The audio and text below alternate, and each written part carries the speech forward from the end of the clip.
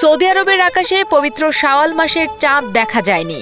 সেই হিসেবে ২০ মার্চ শুক্রবার ঈদ উল ফিতর উদযাপন করবেন সৌদি আরববাসী। সৌদির আকাশে চাঁদ অনুসন্ধানের পর সৌদি কর্তৃপক্ষ এমন ঘোষণা দিয়েছে বলে জানিয়েছে মধ্যপ্রাচ্য ভিত্তিক বেশ কয়েকটি সংবাদ মাধ্যম।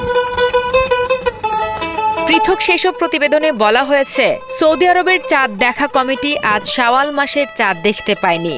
দেশটির সুপ্রিম কোর্ট ২০ মার্চ শুক্রবার ঈদ উল ফিতর উদযাপনের ঘোষণা দিয়েছে। সৌদির পাশাপাশি সংযুক্ত আরব আমিরাত ও কাতারেও শুক্রবার ঈদ উল ফিতর উদযাপন করা হবে। এদিকে চাঁদ দেখা সাপেক্ষে বাংলাদেশের সাধারণত সৌদি আরবের একদিন পর ঈদ উদযাপিত হয়ে থাকে। সৌদির সাথে মিল রেখে বাংলাদেশের বহু জেলাতেও ঈদ পালন করে থাকেন ধর্মপ্রাণ মুসল্লিরা।